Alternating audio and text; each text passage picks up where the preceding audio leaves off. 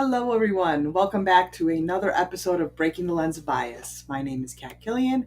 I'm glad to be here with you today, although I have to admit it's quite beautiful outside. I'd rather be outside.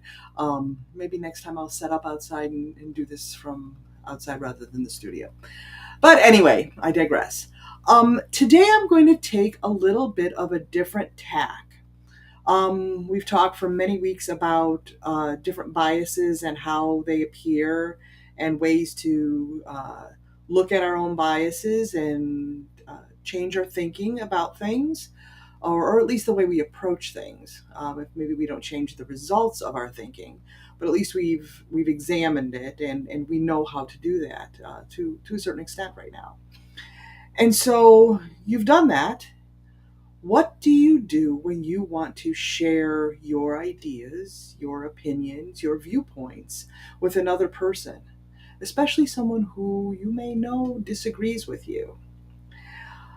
And so, oftentimes, and this has been my experience in the past, where I know I've got the facts, I know I've got the right thinking because I've done the work. Um, and I will come up with these different ways, and I'll even understand the other person's point of view. Um, but there's no budging them. There's no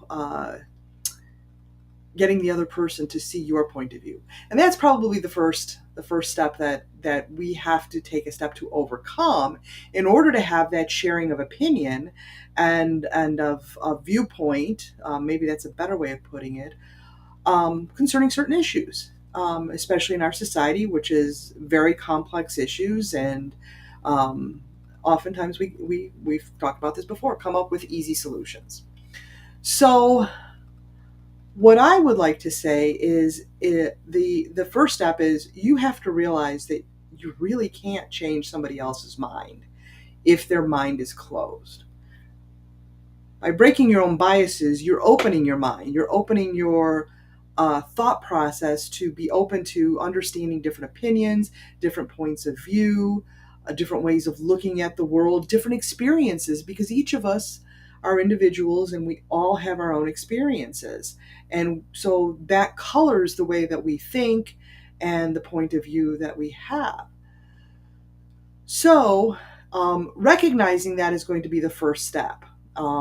That you, just with the facts and the logic and the well thought out reasoning of the argument, the examination of the biases that you hold and kind of accounting for them, will be the first step.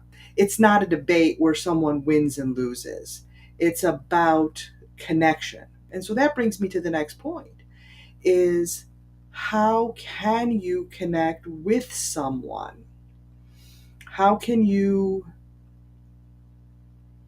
put yourself in their position, and try to understand their experience and why they might think the way that they do? One of the biggest things that I have found that works in those situations when I'm trying to have a conversation with somebody, because it's not really about changing their mind. I'm not trying to force somebody to change their mind. I want to have a dialogue because that in and of itself helps me to examine my own personal biases. Um, or it can confirm those biases if we agree on something. Oftentimes I find that somebody who I seemingly disagree with on something actually feels the same way. They've just come to a different conclusion.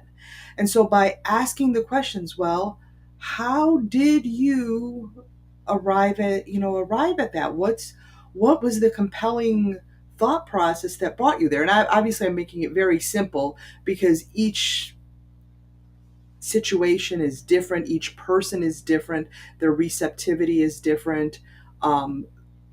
The topic you're discussing is different, so you may have to ask very specific questions on that. So I'm generalizing it for the purpose of this video, but excuse me. The whole point is that you have to find that connection. You have to find out where they are coming from, where their point of view lies, and what their own biases are. So by asking questions, you may understand their bias and why they are thinking in that way. I mean, I can think of some people I have political conversations with, and a lot of that goes to the the way they responded to things that happened 40 years ago.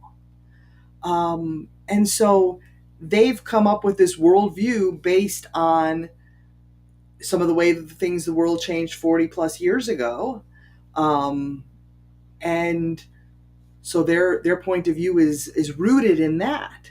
And so understanding where that bias comes from, understanding the root cause of it and the feelings and the thought processes that were in that bias can allow you to ask the questions about that. Well, is that really true?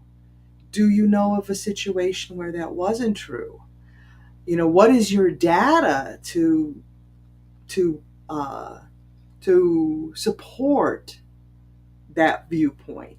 And so rather than start giving them the facts as you know them and the data as you know them and the opinion as you understand it, you can ask them that kind of opinion. So you are in inquiry mode. You're not in, I'm going to share with you what I've learned, what I've studied, what I have discovered when I have gone through and looked at this point of view and come up with that. So connection, and the road to connection is to understand where the other person is coming from, on a much deeper level than assumptions. Oh, if somebody is a Democrat, they must be, a liberal who hates America, kind of thing. Um, and asking the question, is that really true? Why I don't understand why you're saying that. Can you give me some examples? And then digging down into it, as the conversation evolves and comes up, without putting any of your own personal biases in there, but really trying to keep that open mind in order to do that. Um, Another thing is that, and this is again another part of that connection, is, let's say you are talking about a very hot button subject, which is gun control. And if your point of view is that we need to have some kind of common sense gun control, um, and somebody's like, you're not taking my guns.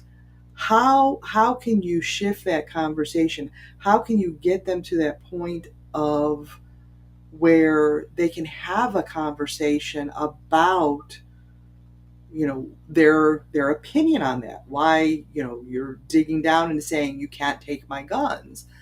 um where does that come from? But the other point is what does the world what does the world look like if something happens? Because oftentimes the gun control conversation comes up when there is a mass shooting at a school, at a movie theater, at a shopping mall, at a grocery store.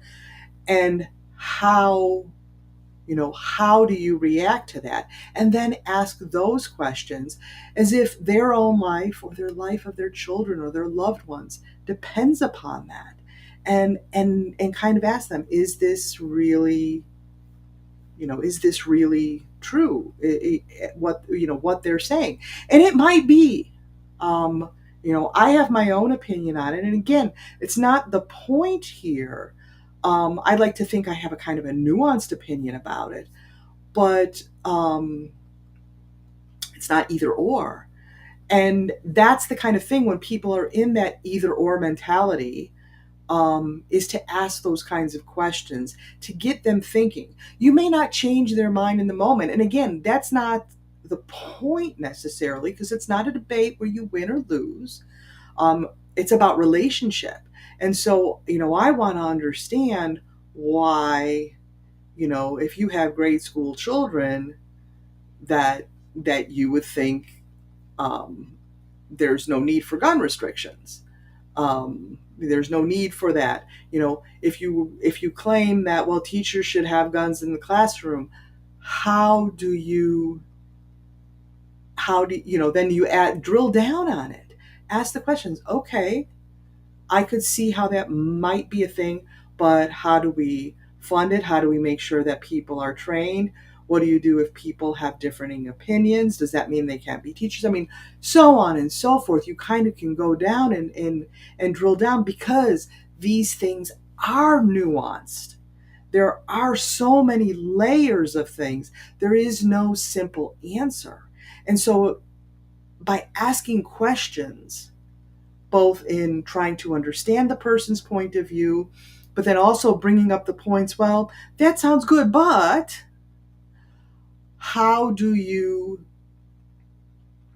address that? So how do you open up the minds the same way in which you open up your own mind in asking those questions?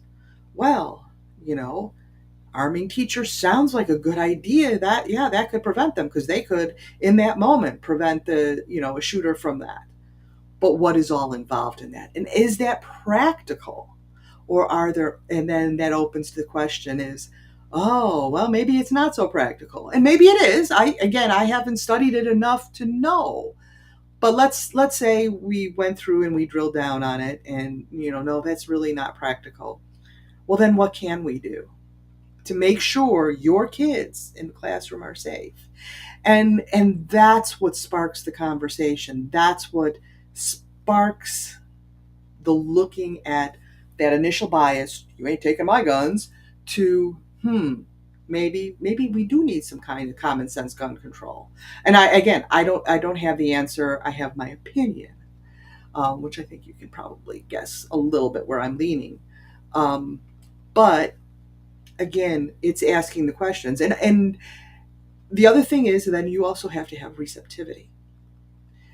So you have to have receptivity to their questions back to you. Well, why do you want to take my guns? Well, I don't really want to take your guns away. I'm concerned about the children's safety. You can talk about, the vaccines. Now, they're basically saying that the pandemic is over, and all the, most of the mitigation kinds of things have gone away. you know Now we could still say we're arguing back and forth about these points of view. Do we need vaccines? Did we need masks? All that kind of stuff. And that's something that happened in the past. So you can say, you know what? I don't know. For me, I relied on the experts at the time, and maybe they were wrong. Maybe we can learn about this so that if this happens in the future, either in our generation, our children's, our grandchildren's generation, we have better ways of approaching this, and different ways of approaching it. Um, and so there's this debate. You don't have to fall down on either side. You can go and actually ask those kinds of questions and have that kind of examination, wherever you're at. And so, if there's any takeaway from the talk today, I'd probably have to say the first one is, before you have a conversation with anybody about a hot button subject, if you really want to have a open, honest conversation, you're going to examine your own biases first, or at least be willing to examine your biases in the context of that conversation. The second is to be curious.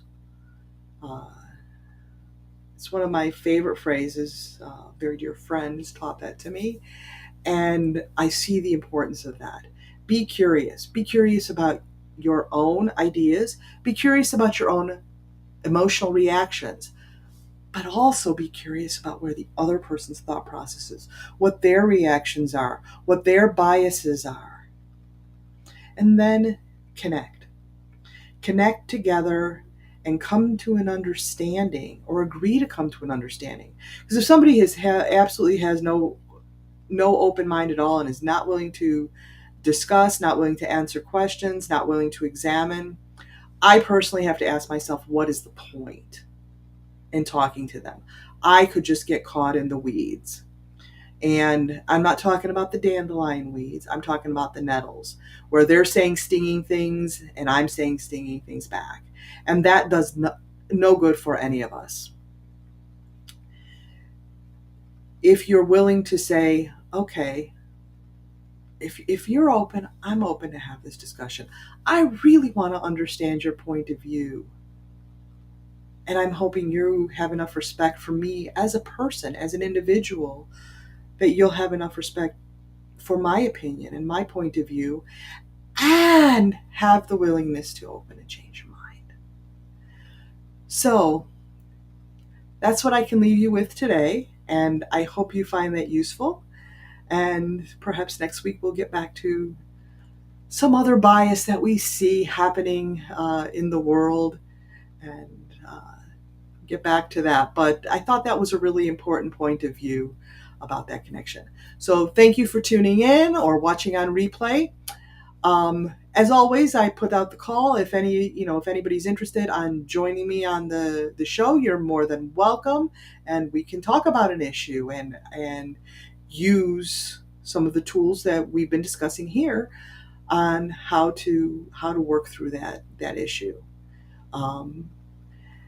Or your comments are always welcome on any issue. I will respond. Sometimes more quickly than slowly. It might just be an immediate response. I see you, but I may want to take some time to think about that before I actually give a more reasoned response to it. But I do see you. I do see your comments, and I appreciate you tuning in. Again, my name's Kat Killian. Thank you for being here with me today on Breaking the Lens of Bias. Have a wonderful day. Bye.